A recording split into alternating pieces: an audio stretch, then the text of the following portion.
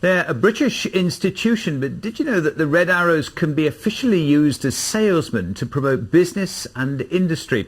In the last week, they performed in the Mediterranean, paid to bring attention to the British yacht-making industry. And while the Lincolnshire-based Reds have long been used to boost trade abroad, some say that after Brexit, their role as international ambassadors will become even more valuable. Sarah Walton went to meet them on their trip to Monaco. If you're in the market for a £100 million yacht, then this is where you come. The Monaco Yacht Show attracts 40,000 people a year. But one thing in particular caught the eye of these rich and glamorous customers. Actually, make that 9 things. It's amazing, yes. Never seen it before, only on television. I got goosebumps all over. Sometimes it seems like they were collapsing, but at the end it was really, really fantastic.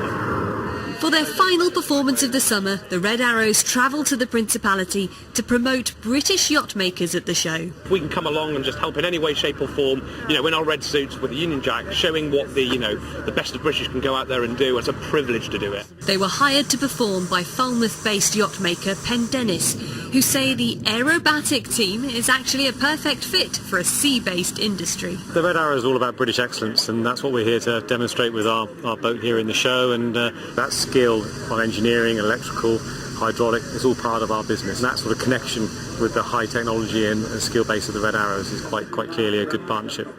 They were also invited to events with the other British companies competing for billions of pounds worth of business. Having something like the guys from the Red Arrows here and the planes flying in the sky, one, it makes you very proud, and two, it really helps British businesses abroad with our clients. Does it give the Brits the edge? Is that it? Yeah, it gives them a real sort of, The British yacht-making industry supports over 30,000 jobs and last year brought in over £3 billion to the country's economy.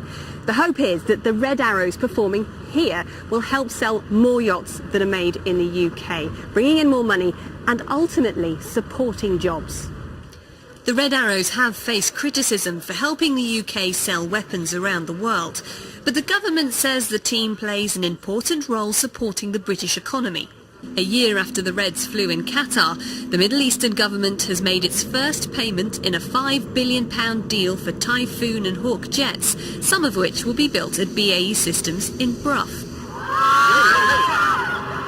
And since taking part in a trade mission to China in 2016, the Chinese have invested more than £23 billion in the UK. Whilst on the face of it, the sort of tangible benefit of a Red Arrows display is very difficult to quantify, we've had the statistics that proved, even in the China displays in 2016, the revenue that was generated for UK top marks was in the regions of billions of pounds. So it's really nice to get that feedback, but it also just gives us that extra impetus to fly that flag. But with the country facing an economically uncertain future after Brexit, some companies say there'll be more need for the Reds as they have to build new trade relations around the world. I think it's going to be really important because, we've been dependent on the Europe for quite a long time, but those other export markets, the US, the new markets like the Far East, incredibly important, and I think the Red Arrows' support of that in terms of, UK PLC leisure marine industry is really important.